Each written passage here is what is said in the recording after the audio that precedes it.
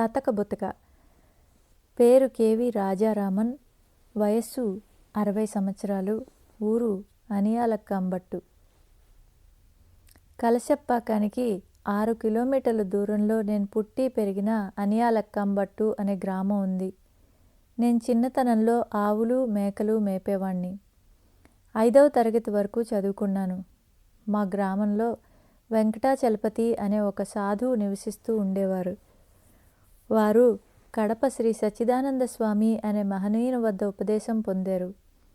శ్రీ పూండీ స్వామి సంచారం చేస్తున్న రోజుల్లో వెంకటాచలపతి స్వామి శ్రీ పూండీ స్వామిని వారు ఎక్కడ ఉన్నా వెతికి పట్టుకొని పండ్లు కానీ చాక్లెట్లు మరేదైనా తినుబండారాలు కానీ తినిపించి నమస్కరించుకునేవారు. శ్రీ పూండీ స్వామి సంచారం చేసే సమయంలో వారు కూర్చున్న ప్రదేశాలన్నింటినీ వెంకటాచలపతి స్వామి వెళ్ళి అక్కడ కూర్చొని ధ్యానం చేసుకొని వచ్చేవారు. నా చిన్నతనంలో వెంకటాచలపతి స్వామి మా పక్క ఇంటికి వచ్చి అక్కడ ఉండే పెద్దలతో ఆధ్యాత్మిక విషయాల గురించి మాట్లాడుతూ ఉండేవారు. ప్రక్క ఇంట్లోనే ఉండే నేను ఆయన మాట్లాడుతూ ఉంటే వెళ్ళి శ్రద్ధగా వినేవాణ్ణి. ఆయన మాటలు వింటూ ఉంటే ఏదో తెలియని ఆనందం కలిగేది. రాను రాను నాకు ఆయన అంటే ఇష్టం బాగా పెరిగిపోయింది. ఆయన వెంటే తిరిగేవాణ్ణి. ఒకరోజు కలశప్పాకంలో ఉన్న శ్రీ పూండీ స్వామి దర్శనార్థమై ఆయన వెళుతూ ఉంటే నేను ఆయనతో కలిసి వెళ్ళాను. కలశప్పాకంలో సంత జరిగే ప్రదేశంలో ఒక మర్రి చెట్టు ఉంది. శ్రీ స్వామి అక్కడ కూర్చుని ఉన్నారు. వారు ఒక మర్రి ఆకుకు రంధ్రం చేసి వరి గడ్డిపోచతో దారంలాగా చేసి ఆ ఆకుకు గుచ్చి ఆకును నోటికి అడ్డంగా పెట్టుకొని కూర్చొని ఉన్నారు. వెంకటాచలపతి స్వామి మొదట చాక్లెట్లు, తర్వాత బత్తాయి పండు ఒలిచి శ్రీ స్వామికి తినిపించారు. తర్వాత వారిద్దరి మధ్య కొద్దిసేపు సంభాషణ జరిగింది. ఆ తర్వాత మేము వారి వద్ద సెలవు తీసుకొని వెనుదిరిగి వచ్చాము. మా తల్లిదండ్రులు నా చిన్న వయసులోనే మరణించడంతో నేను చాలా బాధలను అనుభవించాను. బ్రతుకు తెరువు కోసం వేలూరు వెళ్ళి కూలీ పనులు చేసేవాణ్ణి. శ్రీ స్వామి పూండీలోని అరుగు మీద కూర్చున్న తర్వాత వెంకటాచలపతి స్వామి వేలూరు వచ్చి స్థిరపడ్డారు. మేమిద్దరం కలిసి శ్రీ పూండీ స్వామి దర్శనానికి వెళుతూ ఉండేవాళ్ళం. నేను వివాహం చేసుకోవాలని నిశ్చయించుకున్నాను. పూండీ ప్రక్కన గల ప్రాయంబట్టు గ్రామానికి చెందిన ఒక వ్యక్తి తమ కుమార్తెను వచ్చి చూసుకోమని నాకు కబురు పంపారు. నేను బయలుదేరి వెళ్ళేసరికి ఆ ఇంట్లో వ్యక్తి లేడు. తన కూతురికి ఇంకొక సంబంధం చూడ్డానికి వెళ్ళాడని తెలిసింది. ఆ విషయం నా మనసుకు కష్టం కలిగించింది. నేను శ్రీ స్వామిని దర్శించుకొని వారికి జరిగిన విషయం విన్నవించాను. వారు కిల్పతురై నుండి వచ్చారు, మేపతురై వెళ్ళాడు, వస్తాడా రాడా అని చూసుకొని వెళ్ళు అన్నారు. మేము సాయంకాలం వరకు చూశాము. ఆ వ్యక్తి వచ్చి వాళ్ళ అమ్మాయికి మరొకరితో వివాహం నిశ్చయమైందని చెప్పడంతో మేము తిరిగి మా ఊరికి వెళ్ళిపోయాము. తర్వాత కొందరు పరిచయస్తులు నాకు సంబంధాలు చూస్తామని చెప్పి డబ్బు తీసుకొని వెళ్ళేవారు, కానీ ఒక్క సంబంధం కూడా తీసుకువచ్చేవారు కాదు. నా మనసుకు ఎంతో కష్టం కలిగేది. ఒకసారి నేను శ్రీ స్వామి సన్నిధికి వెళ్ళి నా వివాహ సమస్యను వారికి విన్నవించుకున్నాను. మేకలు రాగి పైరు ఉంటే మేయడానికి వస్తాయి. పైరు పెట్టిన అతను కావలి ఉండాలి. నిద్రపోయాడంటే మేకలు మేసి వెళతాయి అన్నారు. నాకు సంబంధాలు చూస్తామని చెప్పి నా దగ్గర నుండి పైకం తీసుకున్న వాళ్ళ గురించి శ్రీ స్వామి నన్ను జాగ్రత్త వహించమని ఆ మాటలకు అర్థమని నాకు అనిపించింది. తర్వాత కొన్నాళ్లకు 3 సంబంధాలు వచ్చాయి. ఏ సంబంధం చేసుకోమంటారో తెలియజేయమని నేను శ్రీ స్వామిని ప్రార్థించాను. వారెంతో ప్రేమగా, రెండవసారి చూసావే ఆ అమ్మాయిని పెళ్లి చేసుకో అని చెప్పారు. నేను శ్రీ స్వామి చెప్పిన అమ్మాయినే వివాహం ఆడాను. 1974లో మాకు ఒక అమ్మాయి కలిగింది. బిడ్డ పుట్టిన ఆనందంలో ఉన్న మాకు వారం రోజుల్లోనే పాపకు పోలియో సోకి ఒక కాలు ఒక చేయి చచ్చుపడిపోవడంతో ఎంతో దుఃఖం కలిగింది. పాపను ఎందరో వైద్యులకు చూపించాము. ఎంతో డబ్బు ఖర్చు పెట్టాము. ఫలితం శూన్యం. పాపను గోడ కానించి కూర్చోబెడితే బొమ్మలా కూర్చునేది. నడిచే వయసు వచ్చినా నడవలేకపోయేది. ఆ పాపను చూసినప్పుడల్లా నా బాధ వర్ణనాతీతంగా ఉండేది. ఒకరోజు శ్రీ స్వామి సన్నిధికి చేరి వారి వద్ద నిల్చొని కన్నీళ్లతో, స్వామి, మీరు చెప్పినట్లుగానే మీ అనుమతితోనే వివాహం చేసుకున్నాను కదా, నాకు బిడ్డలు లేరని నేను మిమ్మల్ని అడిగానా? నాకు మీరు ప్రసాదించిన బిడ్డను ఆరోగ్యంతో ఇచ్చి ఉండవచ్చు కదా, జీవితం అంతా కన్నీటమయం చేశారు. ఇది మీకు ధర్మమా స్వామి? మిమ్మల్ని నమ్ముకొని అనన్యంగా సేవించుకున్నందుకు ఇదే నా ఫలితం అంటూ దుఃఖం ఆపుకోలేక పెద్దగా ఏడ్చేశాను. శ్రీ స్వామి నా వంకే తదేకంగా చూస్తున్నారు. కొద్దిసేపటికి నన్ను నేను సంభాళించుకొని మౌనంగా వారి ఎదుట నిలబడ్డాను. అప్పుడు వారు నెమ్మదిగా, నిన్ననే కదా కథను విన్నావు, కర్మలు అనుభవించవలసిందే అని కథ విని కూడా నన్ను అలా అడిగితే నేనేం బదులు చెప్పేది అన్నారు. శ్రీ స్వామి చెప్పింది నిజమే. నిన్న వేలూరులో వెంకటాచలపతి స్వామి నాకు ఒక కథను చెప్పారు. ఆ విషయం వీరికెలా తెలిసింది? శ్రీ స్వామి తాము అక్కడే ఉండి చూసినట్లుగా అన్న ఆ మాటలు నాకెంతో ఆశ్చర్యం కలిగించాయి. ఆ కథ ఈ విధంగా ఉంది. అగస్త్య మహాముని ఈశ్వరునితో సరితూకగల మహాశక్తి సంపన్నులు. ఈశ్వరుడి వివాహానికి అతిథులు విశేషంగా తరలి వచ్చారట. వారి భారానికి భూమి ఒకవైపుకు వంగిపోతుంటే అగస్త్య మహామునిని భూమికి రెండో వైపు నిలబెట్టారట. అప్పుడు రెండు వైపులా బరువు సరిపోయి భూమి సమతులంగా నిలిచిద్దట. అంతటి శక్తి సంపన్నుడైన అగస్త్య మహామునికి కడుపు నొప్పి ఉండేదట. ధ్యానం చేసే సమయంలో కడుపు నొప్పి వల్ల ఆయన ఏకాగ్రతతో ధ్యానంలో కూర్చోలేకపోయేవారట. ఈశ్వరుడి వివాహ కార్యక్రమం ముగిసిన తర్వాత అగస్త్య మహాముని ఈశ్వరుడితో, స్వామి, నేను ధ్యానం చేసుకునే సమయంలో కడుపు నొప్పి మూలంగా మనసును తమ యందు పూర్తిగా లగ్నం చేయలేకపోతున్నాను.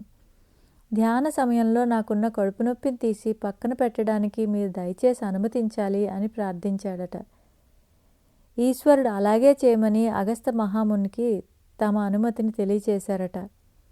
అప్పటి నుండి అగస్త్య మహర్షి తాము ధ్యానం చేసుకునే సమయంలో తమ కడుపు నొప్పిని తీసి ఒక అరటి ఆకు మీద పెట్టి ధ్యానం చేసుకోవడం, పూర్తయిన వెంటనే తిరిగి తనలోనికి ఆ కడుపు నొప్పిని ప్రవేశపెట్టేవారట. కడుపు నొప్పిని తమంతట తాము తీసి పక్కన పెట్టగలిగిన సామర్థ్యం ఉన్న అగస్త్య మహర్షి అంతటి వారే కర్మఫలం అనుభవించక తప్పదన్న విషయాన్ని ఆచరణపూర్వకంగా అనుభవించి ఆచరించి చూపించారు. ఎంతటి మహాత్ములు, జ్ఞానులు, యోగులు సృష్టి స్థితి లయలను నియమించగల సమర్థులైన ప్రకృతి ధర్మాలను అతిక్రమించరు. పై కథను నేను వెంకటాచలపతి స్వామి ద్వారా విన్నానన్న విషయం శ్రీ స్వామి తాము అక్కడ ప్రత్యక్షంగా ఉండి చూచినట్లు చెప్పారు. సర్వాంతర్యామి అయిన శ్రీ స్వామికి ఈ విషయం తెలియడం ఒక లొక్కలోనికి కాదు. వారి అద్భుత శక్తికి ఆశ్చర్యపోతూనే నేను వారితో, స్వామి, మేము మానవ జన్మనెత్తిన మానవులం. మంచి చెడు తెలియని మేము మీ పాదాలను ఆశ్రయించాం. మరి మీరే కదా మమ్మల్ని రక్షించవలసింది. మీరు కళ్ళు తెరిచి చూడాలనుకుంటే కైలాసంలోని ఈశ్వరుడినైనా చూడగలరు. ఆ శక్తి మీకుంది. అందుకనే కదా మిమ్మల్ని మేము ఆశ్రయించింది. మాపై దయతో మమ్మల్ని కరుణించవలసింది అంటూ శ్రీ స్వామిని మనసారా శరణు వేడాను. కొద్దిసేపు అయిన తర్వాత శ్రీ స్వామి ఊది ఇచ్చి, తీసుకెళ్ళి ఊది పెట్టు అన్నారు. ఆ సమయంలో వేలూరులో సిఎంసి హాస్పిటల్లో డాక్టర్లు నా బిడ్డను పడుకోబెట్టి రెండు వైపులా ఇసుక మూటలు కట్టి ఉంచారు. నేను శ్రీ స్వామి ఇచ్చిన ఊదిని తీసుకుని వెళ్ళి నా బిడ్డ నుదుటిని పెట్టి శరీరమంతా పూశాను. అప్పటి వరకు ఎంత వైద్యం చేసినా కదల్లేని స్థితిలో ఉన్న నా బిడ్డ శ్రీ స్వామి ఇచ్చిన ఊది పూసిన ఒక గంటకు తనకై తానే లేచి కూర్చుంది. అప్పటి నుండి క్రమంగా కోలుకుంటూ ఇతరులపై ఆధారపడకుండా తన అవసరాలన్నీ తానే తీర్చుకోగలిగిన స్థితికి చేరుకుంది. శ్రీ స్వామి పెట్టిన దయాభిక్షతోనే ఈరోజు ఎంఏ వరకు చదివి టీచర్గా ఉద్యోగం చేస్తూ సంఘంలో ఒక మనిషిగా తన కాళ్లపై తాను నిలబడగలిగింది. అనియాలక్కాంబట్టి గ్రామం నుంచి ఒక స్త్రీ ప్రతి అమావాస్యకు పూండి వచ్చి శ్రీ స్వామి దర్శనం చేసుకునేది.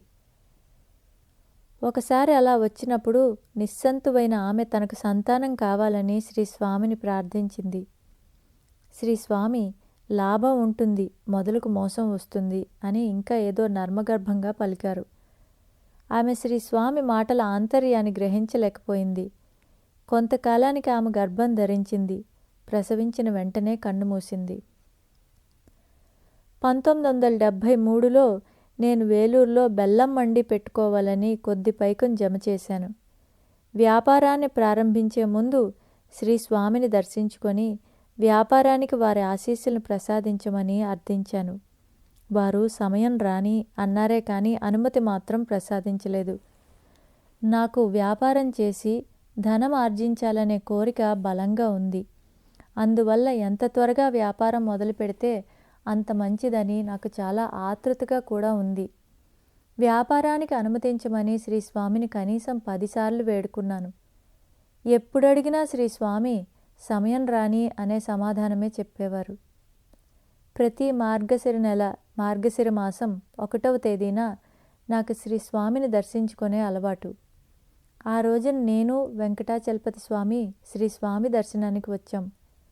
మాటల మధ్యలో నేను వెంకటాచలపతి స్వామికి నా వ్యాపారాన్ని గురించి చెప్పాను.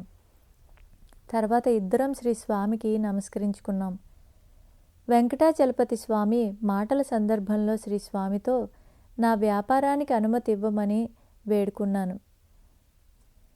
శ్రీ స్వామి కొద్దిసేపు మౌనంగా ఉండి తర్వాత తాళం చెవి దూరంగా ఉంది, తీసుకొని వచ్చి ఇవ్వడానికి సమయం పడుతుంది, అతను తొందరపడుతున్నాడు అన్నారు. వారలా తమ అభిప్రాయాన్ని తెలియపరిచినా నా ఆతృత కొద్దీ వెంకటాచలపతి స్వామితో శ్రీ స్వామిని మరొకసారి ప్రార్థించమన్నాను. కొద్దిసేపటి తర్వాత వెంకటాచలపతి స్వామి మళ్ళీ శ్రీ స్వామితో మీరు చెప్పిన మాట నిజమే స్వామి, కానీ పిల్లవాడు తొందరపడుతున్నాడు, అతన్ని మీరు ఆశీర్వదించాలి అన్నాడు. శ్రీ పూండి స్వామి సరి వెళ్ళి వ్యాపారం మొదలుపెట్టండి అని ఆశీస్సులు ఇచ్చారు. ఇక నా ఆనందానికి అవధులు లేవు. ఎంతో ఉత్సాహంతో నేను వ్యాపారం ఏ రోజు ప్రారంభించమంటారో సెలవు ఇవ్వమని ప్రార్థించాను. వారు ఎప్పుడైనా మొదలు పెట్టవచ్చు అన్నారు. తేదీ కూడా వారే చెప్పాలని నేను పట్టుపట్టాను. ప్రేమమూర్తులైన స్వామి ఈ నెలలోనే మొదలు పెట్టుకోండి అన్నారు. తమిళ మాసాన్ని అనుసరించి మొదలు పెట్టమంటారా అని మళ్ళీ అడిగాను. శ్రీ స్వామి తమిళ మాసంలో 28వ తేదీన ప్రారంభించండి అన్నాను. నేను ఏం పేరు పెట్టమంటారు స్వామి అని తిరిగి అడిగాను. తతక బుతక అని ఏదో ఒక పేరు పెట్టండి అన్నారు శ్రీ స్వామి. నేను శ్రీ స్వామితో కొండంత అండ మీరుండగా తతక బుతక అని ఏదో ఒక పేరు ఎందుకు పెట్టుకోవాలి స్వామి, మీరే ఏదో ఒక పేరు పెట్టండి అన్నాను. శ్రీ స్వామి మురుగన్ అని పెట్టి మొదలు పెట్టుకో అన్నారు. నాకెంతో సంతోషం వేసింది. వేలూరుకు వెళ్ళాక నా శ్రేయోభిలాషులందరూ మార్గశిర మాసం మంచిది కాదని, ఆ మాసంలో ఏ పనిని ప్రారంభించకూడదని అన్నారు. శ్రీ స్వామి సూచించిన తేదీన కృత్తిక నక్షత్రం వచ్చింది. ఆ రోజు వ్యాపారాన్ని ప్రారంభిస్తున్నానని తెలిసి అందరూ నన్ను వేళాకోళం చేశారు. ఎవరు ఎంత వద్దన్నా చెప్పినా నేను శ్రీ స్వామి సూచించిన రోజునే వ్యాపారాన్ని ప్రారంభించదలిచాను. ఆహ్వాన పత్రికను తీసుకొని శ్రీ స్వామికి సమర్పించి, స్వామి వ్యాపారాన్ని ప్రారంభించే రోజు మంచిది కాదని ఊరువారు అందరూ అంటున్నారు. మీ మీద విశ్వాసంతో నేను వారి మాటలను ఖాతరు చేయలేదు. నన్ను నీట ముంచినా పాల ముంచినా మీదే భారం. ఈ వ్యాపారంలో ఒకవేళ నాకు భిక్షమెత్తుకునే పరిస్థితి సంభవించినా మీ వద్దకే వచ్చి చేయి చాపుతాను. భిక్షం అడుగుతాను కానీ మిమ్మల్ని వదలకి ఎక్కడికి పోను. మండి ప్రారంభించడానికి అనుమతించండి అని ప్రార్థించాను. వారు మంచిది చేయండి అని ఆశీర్వదించారు. వారి ఆశీర్వాద మహిమ నన్ను సంఘంలో ఒక వ్యాపారస్తుడిగా నిలబెట్టింది. ఎల్లవేళలా వారి సంరక్షణలోనే ఉన్నానన్న విశ్వాసం నాకు దృఢమైంది. నేను 1978లో ధ్యానం గురించి రాసిన ఒక పుస్తకం చదివాను. ఆ పుస్తకం వల్ల ప్రభావితుడినై 4 నెలలు క్రమం తప్పక అందులో రాసిన విధంగా ధ్యాన ప్రాణాయామాదులు ఆచరించాను. తత్ఫలితంగా నా శరీరంలో వేడి ఉత్పన్నమై రక్త విరోచనాలు మొదలయ్యాయి. నేను నా వ్యాపారం మీద ఆసక్తిని పూర్తిగా కోల్పోయాను. శారీరకంగానే కాక మానసికంగా కూడా స్వస్థత కోల్పోయాను. సదా భగవత్ చింతలో ఉండేవాణ్ణి. నా మిత్రులు నా పరిస్థితి గమనించి నన్ను శ్రీ స్వామి దగ్గరకు తీసుకువచ్చి వారికి నా పరిస్థితి వివరించారు. శ్రీ స్వామి సమయం సందర్భం రావడానికి ఇంకా చాలా కాలం పడుతుంది, ఇప్పుడు తొందరపడద్దు అని అన్నారు. శ్రీ స్వామి అలా చెప్పినప్పటి నుండి నేను ధ్యాన ప్రాణాయామాదులు ఆపివేశాను. ఆ తర్వాత నా శారీరక మానసిక పరిస్థితులు చాలా మెరుగుపడ్డాయి. శ్రీ స్వామి దేహత్యాగం చేయడానికి 2 రోజుల ముందు నేను వారి దర్శనం చేసుకున్నాను. ఆ రోజు శ్రీ స్వామి దివ్య తేజస్సుతో వెలిగిపోతున్నారు. అంతటి తేజస్సును నేను అంతకుముందు ఎప్పుడూ చూడలేదు. ఆ రోజు వారు చాలా ఆనందంగా కనిపించారు. వారిని చూస్తూ ఉంటే ఎంతో ప్రేమగా నీకేం కావాలో అడగరా అని అడుగుతున్నట్లు అనిపించింది నాకు. ఏం అడగడానికి నాకు నోటి వెంట మాట రాలేదు. ఒకటి మాత్రం అడగగలిగాను, నన్ను మీరే చివరి వరకు కాపాడాలి అని. కరుణామయులైన వారు వెంటనే కాపాడుతాను, వదలను అంటూ అభయమిచ్చారు. ఆ అభయం వారు సదా సర్వదా నెరవేరుస్తూనే ఉన్నారు. అభయంతో కూడిన ఆ అమృతవాకు ఎల్లవేళలా నాకు వారు చెప్తున్నట్లే అనిపిస్తుంది. ఎంతో ఆనందంగా సంతృప్తిగా ఉంటుంది. ఒకరోజు శ్రీ స్వామి సన్నిధిలో ఉన్నప్పుడు సుబ్రహ్మణ్య స్వామి ఒక 100 మందికి అన్నదానం చేయమని నాకు సూచించారు. అప్పటి నుండి ప్రతి సంవత్సరం 100 మందికి అన్నదానం చేయని ఆరంభించాను.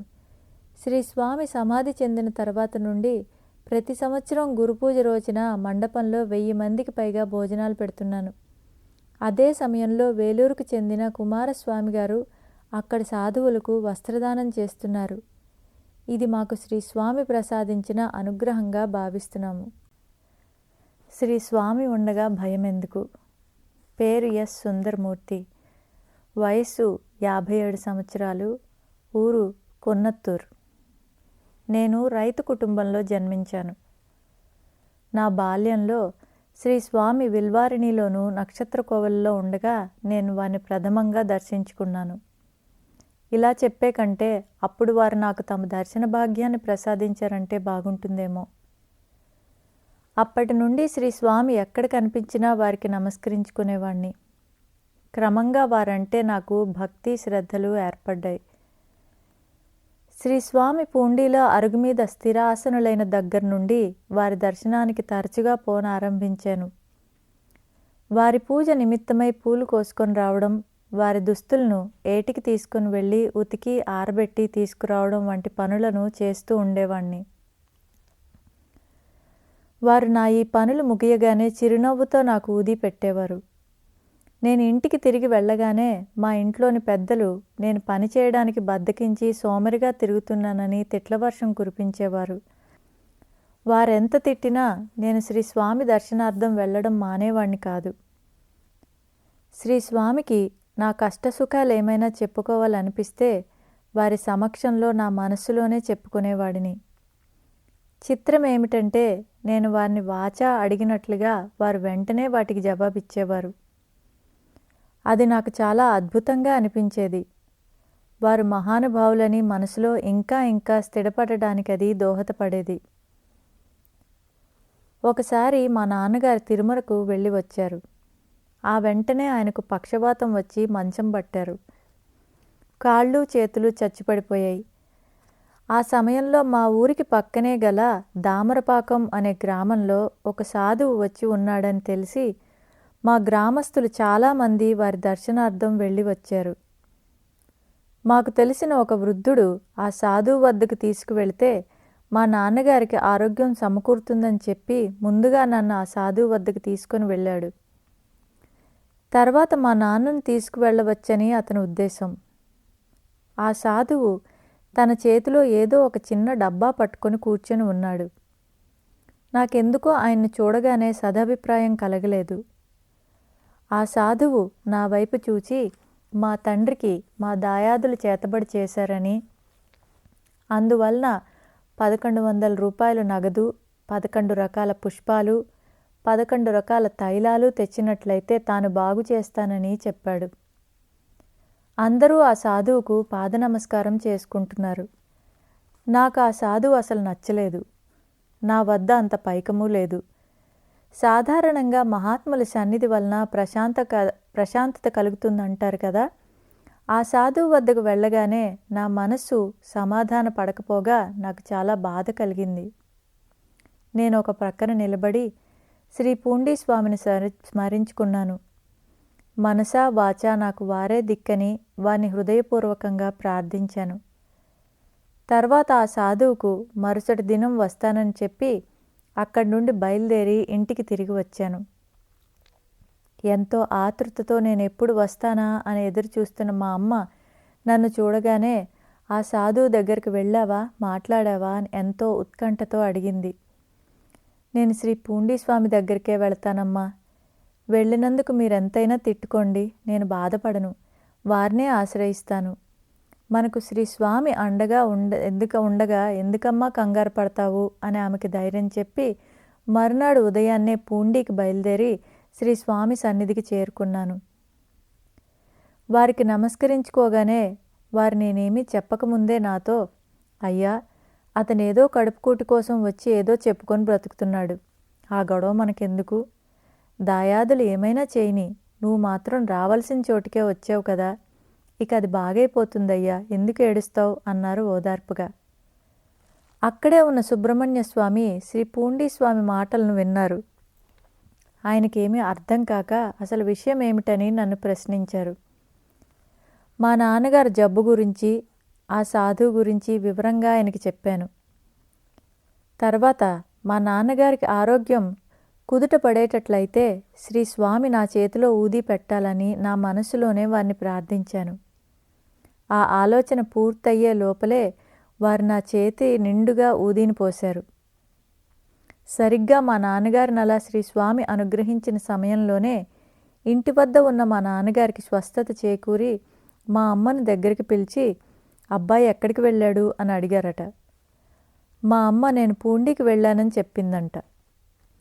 మా నాన్న నేను పూండీకి వెళ్ళి ఉండనని, దామరపాకం సాధువు దగ్గరికి వెళ్ళి ఉంటానని తలచి తాను కూడా దామరపాకం సాధువు దగ్గరికి వెళ్తానని అన్నారట.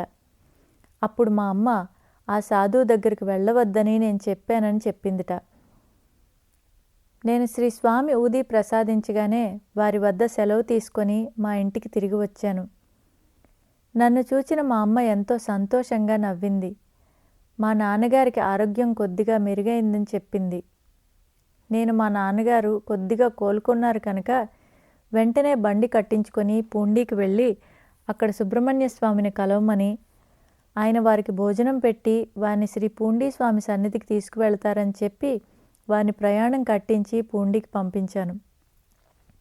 మా తల్లిదండ్రులు శ్రీ పూండీస్వామి సన్నిధికి చేరుకోగానే శ్రీ స్వామి నవ్వుతూ, అబ్బాయిని ఎందుకు తిడతారు, తిట్టినా పర్వాలేదు, వాడు నా దగ్గరకు వచ్చాడు అంటూ వారిద్దరికీ ఆశీస్సులిచ్చి పంపారు.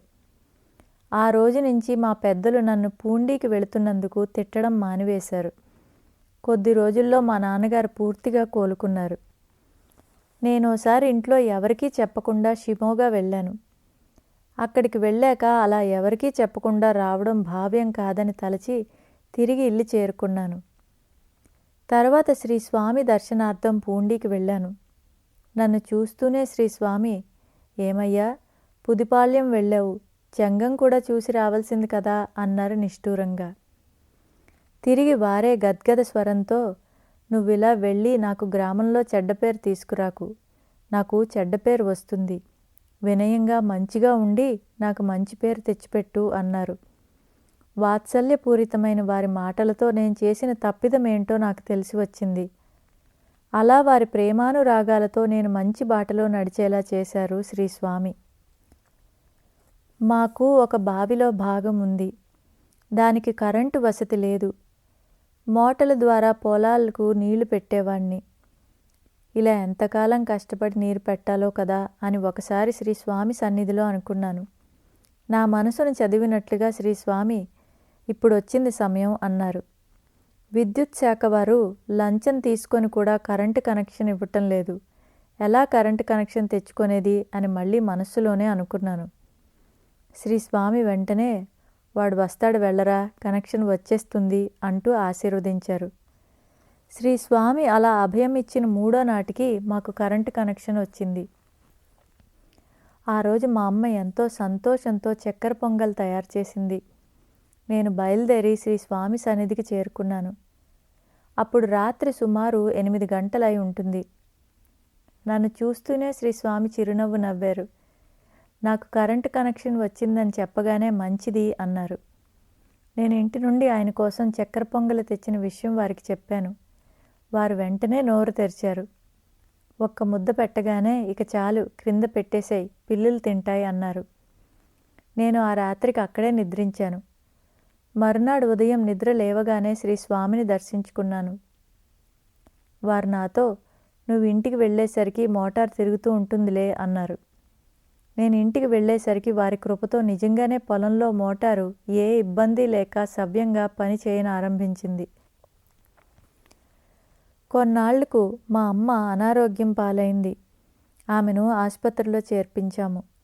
నేను శ్రీ స్వామి సన్నిధికి వచ్చి, మా తల్లి మా పెళ్ళిళ్ళు మొదలైన ఏ శుభకార్యాలను చూడనే లేదని, ఆమెను కాపాడవలసిందని నా మనస్సులోనే మొరపెట్టుకున్నాను.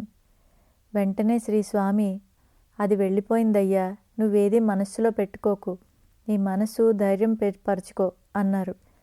తర్వాత కొద్ది రోజులకి మా అమ్మను ఆసుపత్రి నుంచి ఇంటికి తీసుకొచ్చారు. ఆమె కొద్ది రోజులు క్యాన్సర్తో బాధపడి మరణించింది. మా పెద్దలు నాకు ఒక పెళ్లి సంబంధం తీసుకొని వచ్చారు.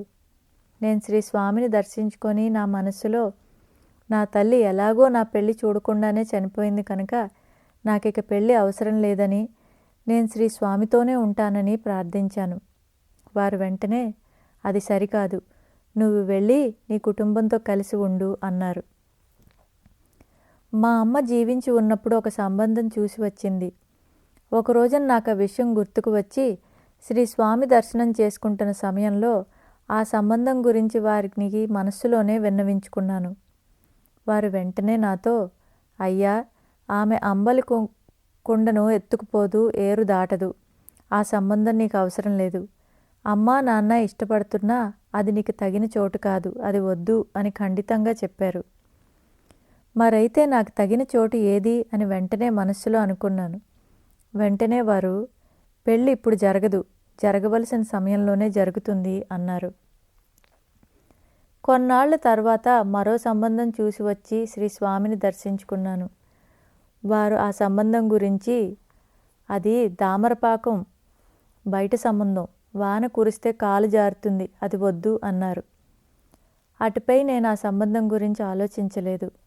తర్వాత మా పెద్దవాళ్ళు మరుత్తువంబాడిలో ఒక సంబంధం చూశారు. ఆ అమ్మాయి నాకు నచ్చలేదు. ఆ విషయం శ్రీ స్వామి ఎదుట మనసులో వారికి చెప్పుకున్నాను. వారు, ఒరేయ్, అది పూరిల్లు, అదే రానికి తగిన చోటు అన్నారు. వారు చేసుకోమంటే చేసుకుంటానని మనస్సులోనే అనుకున్నాను. వారు, చూడడానికి అలా ఉంటుంది కానీ అదే నీ కుటుంబానికి తగినదిరా అన్నారు. శ్రీ స్వామి చెప్పినట్లు ఆ సంబంధమే నాకు ఖాయమైంది. వివాహానికి శ్రీ స్వామిని హాజరు కావాల్సిందిగా వారిని ప్రార్థించాను. వారు వస్తానని అభయం ఇచ్చారు. పెళ్లి మండపంలో శ్రీ స్వామి నాకెక్కడా కనిపించలేదు. వివాహానికి వారు రాలేదని మనసంతా ఎంతో బాధగా ఉంది. వివాహం జరిగిన వెంటనే ఎంతో బాధతో శ్రీ స్వామి సన్నిధికి చేరుకున్నాను. వారికి నమస్కరించుకొని, వారు పెళ్లికి వస్తానని చెప్పి రాలేదని మనస్సులోనే బాధపడ్డాను. నా మనస్సును గ్రహించిన వారు, ఏంటయ్యా, ఈశాన్యం మూలలో పందిరి గుంజి దగ్గర కూర్చొని నిన్ను భోజనం అడిగాను, గుర్తుందా? నువ్వే కదా నాకు భోజనం తెచ్చిపెట్టావు, మళ్ళీ నన్ను రాలేదని అంటున్నావా? చక్కగా భోంచేసి పెళ్లి చూసి వచ్చాను, పెళ్లి చాలా బాగా జరిగిందయ్యా అన్నారు సంతోషంగా. నేను శ్రీ స్వామిని పెళ్లిలో గుర్తించినందుకు మనసులోనే క్షమాపణ వేడుకున్నాను. బీవీ దేవ్ దహన మామల్తదారు. అతని తల్లి నోచిన 25-30 నోములకు ఉద్యాపన చేసి 100-200 మందికి భోజనం పెట్టడానికి ఒక మంచి ముహూర్తం నిర్ణయం అయింది. ఆ శుభకార్యానికి బాబాను ఆహ్వానిస్తూ బాపూసాహెబ్ జోగ్కి దేవ్ ఒక లేఖ వ్రాశాడు. ఆ లేఖను జోగ్ బాబాకు వినిపించగానే, బాబా, నన్నే గుర్తించుకొని వారిని నేను మర్చిపోను. నాకు బండి కానీ, రైలు కానీ, విమానం కానీ అక్కర్లేదు. నన్ను ప్రేమతో పిలిచేవారి దగ్గరికి నేను పరిగెత్తుకొని వెళ్ళి ప్రత్యక్షమవుతాను. నేను మరి ఇద్దరితో ఆ అన్న సంతర్పణకు వస్తానని తిరిగి జవాబు రాయి అని జోగుతో అన్నారు. తర్వాత కొద్ది రోజులకు గో సంరక్షణ చందా కోసమని ఒక సన్యాసి దేవు దగ్గరకు వచ్చాడు. దేవ్ ఆ ఊరిలో అప్పుడు ఇంకొక కార్యక్రమానికి చందా వసూలు చేస్తూ ఉండడం వల్ల 3-4 నెలల తర్వాత వస్తే బాగుంటుందని చెప్పడంతో ఆ సన్యాసి అక్కడి నుండి వెళ్ళిపోయాడు. దేవుగారింట్లో ఉద్యాపన రోజున తిరిగి ఆ సన్యాసి దేవుగారింటికి వచ్చి తాను చందాలకు రాలేదని, భోజనానికి వచ్చానని, తనతో మరో ఇద్దరున్నారని చెప్పి సరిగ్గా భోజన సమయంలో మరిద్దరితో కలిసి వచ్చి భోజనం చేసి వెళ్ళాడు. ఉద్యాపన పూర్తయిన తర్వాత దేవు బాబా వస్తానని మాట ఇచ్చి రాలేదని జోగ్కు జాబు రాశారు. జోగ్ ఆ ఉత్తరం తెరవకముందే బాబా, నేను వాగ్దానం చేసి మాట తప్పానని అంటున్నాడు. నేను ఇద్దరితో సందర్పణకు వచ్చి భోజనం చేశాను. అతను నన్ను గుర్తుపట్టలేకపోయాడు. సరిగా భోజన సమయానికి ముగ్గురు వచ్చి భోజనం చేయలేదా? నా మాట నిలబెట్టుకోవడానికి ప్రాణాలైనా ఇస్తాను. నా మాటను నేనెప్పుడూ పొల్లు పోనీయను అన్నారు. శ్రీ సాయి సచ్చరిత్ర. నా వివాహమైన 10 రోజులకు నా భార్య అనారోగ్యంతో మంచం పట్టింది. ఆమె కాళ్ళు చేతులు బిగుసుకుపోయాయి. కనీస అవసరాలకు కూడా మరొక రండ కావలసి వచ్చేది. ఒక కృత్తిక రోజు నేను కాంగళూరు షణ్ముగం స్వామి దగ్గరికి వెళ్ళాను. ఆయన నా వైపు నిశితంగా చూసి, ఏదో మనసులో పెట్టుకుని వచ్చినట్లున్నావే అన్నారు. నేను బాధతో కోపంతో, మీరు స్వామి కలిసి నాకు పెళ్లి చేశారు. ఆమె అనారోగ్యంతో తన కనీస అవసరాలు కూడా తీర్చలేకపోతోంది. మిమ్మల్ని ఏమైనా నేను పెళ్లి కావాలని అడిగానా? ఆయన మీరు కలిసి నన్ను ఇబ్బందులు పాలు చేశారు అన్నాను. నా మాటలు విన్న షణ్ముఖం స్వామి తన నిత్య పూజ ముగియగానే రాత్రికి పూండీకి వెళదామన్నారు. మేం సాయంకాలం 6 గంటలకు పూండీకి బయలుదేరి శ్రీ స్వామి సన్నిధికి చేరే సమయానికి శ్రీ పూండీ స్వామిని పడుకోబెట్టి సుబ్రహ్మణ్య స్వామి ఇంటికి వెళ్ళారు. మమ్మల్ని చూడగానే శ్రీ స్వామి, ఏమయ్యా షణ్ముఖం వచ్చావా అని ఆప్యాయంగా పలకరించారు. షణ్ముఖం స్వామి పూండీ స్వామితో, వచ్చాను, ఇద్దరినీ కలిపి తిడుతున్నాడు మన శిష్యుడు అన్నారు. వెంటనే శ్రీ స్వామి, అది రావలసి ఉండి వచ్చిందయ్యా, పోవలసిన సమయానికి అదే పోతుంది. ఏదో బిడ్డ అవస్థపడుతున్నాడు, నీతో పాటు తీసుకువచ్చావు అన్నారు. అప్పటికే రాత్రి 9 గంటలు అవడంతో ఆ రాత్రికి అక్కడే ఉండి మరుసటి రోజు శ్రీ స్వామి దుస్తులను శుభ్రం చేసి తీసుకువచ్చాను. వారికి పూజ చేయడం పూర్తయింది. నేను నా మనస్సులో, నా పరిస్థితి ఇలా ఉందేమిటి అని అనుకున్నాను. శ్రీ స్వామి, అది అలా ఉంటే ఉండని, నువ్వు వెళ్ళు అని నాకు సెలవిచ్చారు. నేను నా భార్య ఆరోగ్యం కుదుటపడే పక్షంలో వారు నా చేతిలో ఊది పెట్టాలనుకున్నాను. వెంటనే వారు నా చేతిలో ఊది ఉంచారు. ఊది తీసుకొని నేను ఇంటికి వెళ్ళి నా భార్యను వెంట పెట్టుకొని శ్రీ స్వామి సన్నిధికి వచ్చి ఆమెను అక్కడే ఉండమని, శ్రీ స్వామి ఎన్ని రోజులు తమ సాన్నిధ్యంలో ఉంచుకుంటే అన్ని రోజులు ఉండి వారు పంపినప్పుడే ఇంటికి రమ్మని చెప్పి ఆమెను అక్కడే వదిలిపెట్టి నేను మా ఇంటికి తిరిగి వెళ్ళాను. అక్కడ ఉన్న నా భార్యకు ఒకరోజు తాను శ్మశానానికి వెళ్ళినట్లు, తనకై తాను లేచి కూర్చున్నట్లు, అక్కడ తనని ఎవరో చెళ్ళమని కొట్టినట్లు స్వప్నం వచ్చింది. ఆ వెంటనే ఆమెకు ఉన్న కాళ్ళు చేతులు బాధ తగ్గి స్వస్థత చేకూరింది. ఆ రోజు నుంచి ఈ రోజు వరకు ఆమెకి ఏ వ్యాధి సోకలేదు. శ్రీ స్వామి కృప వలన సంపూర్ణ ఆరోగ్యంతో ఉన్న ఆమెకు వారిపై ఎనలేని భక్తి విశ్వాసాలు సమకూరాయి. కొన్నాళ్లకు మాకొక బాబు జన్మించాడు. శ్రీ స్వామి వాడికి పేరు పెట్టాలని అనుకున్నాను. 7వ నెలలో వాడిని శ్రీ స్వామి సన్నిధికి తీసుకువచ్చి వారి వడిలో పడుకోబెట్టాను. వారు చిరునవ్వు నవ్వారు. ఆయన తన మనవడిని చూసుకోవలసిందిగా ప్రార్థించాను. వాడికి వారే పేరు పెట్టాలనుకున్నాను.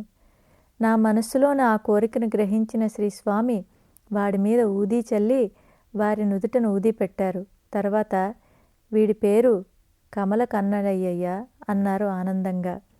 అక్కడే ఉన్న సుబ్రహ్మణ్య స్వామి, తమ బిడ్డకు కూడా కమల కన్నన్ననే పెట్టారని, ఇప్పుడు ఈ బిడ్డకు అదే పేరు ఎందుకు పెట్టారని శ్రీ స్వామిని అడిగారు. ఆ బిడ్డ ఆ నక్షత్రంలో పుట్టాడు, వాడికి ఆ పేరు పెట్టాలి అన్నారు శ్రీ స్వామి. నేను ఒకరోజు శ్రీ స్వామి దుస్తులు ఉతికే సమయంలో ఆ గుడ్డలతో క్రొత్త 2 రూపాయల నోటు ఒకటి, 2 చాక్లెట్లు దొరికాయి. అవి తెచ్చి శ్రీ స్వామికి సమర్పించి వారి బట్టల్లో దొరికాయని చెప్పాను. వెంటనే వారు, బ్రతకడం తెలియని వాడివి అన్నారు. ఒక్కోసారి నా వద్ద డబ్బులు లేనప్పుడు వారు, బస్సు ఛార్జీలకు ఏం చేస్తావు అని అడిగేవారు. నేను నడిచి వెళతానని చెప్పి నడిచే వెళ్ళేవాణ్ణి. ఒకసారి శ్రీ స్వామి, అందరూ డబ్బు మీద ఆశపడుతున్నారయ్యా, నా బరువు ఎవరూ తీసుకోనంటున్నారే, నా తల మీద మూటను ఎవరూ తీసుకోనంటున్నారే, భక్తి శ్రద్ధలను ఎవరూ పట్టించుకోనంటున్నారే అన్నారు. ఒక్కోసారి శ్రీ స్వామి కబుర్లు చెప్పేవారు. వారు అలా ఒకసారి మాటల్లో పుదుపాల్యం వెళితే ఒక ఆమె ఇడియాపం ఇచ్చేది, అది దాటి చెంగం వెళితే ఒక ఆమె మంచి స్పెషల్ దోశ వేసేది. అలా అంతా తిరిగి వచ్చానయ్యా అన్నారు. ఒక యువకుడు కాషాయ వస్త్రాలు ధరించి శ్రీ స్వామి చెంతకు వచ్చాడు. అతను వారితో, స్వామి, మీరు తెల్లబట్టలు ధరించారు, మరి నేను కాషాయం ధరించవలసిన అవసరం ఉందా అని అడిగాడు. అప్పుడు వారు, కాషాయం నకిలీదయ్యా, టెంకాయని కొట్టినప్పుడు లోపల తెల్లగా ఉన్నట్లు మన అంతరంగం స్వచ్ఛంగా ఉండాలి, కాషాయం అవసరం లేదు మనకు అన్నారు స్పష్టంగా, ఖచ్చితంగా.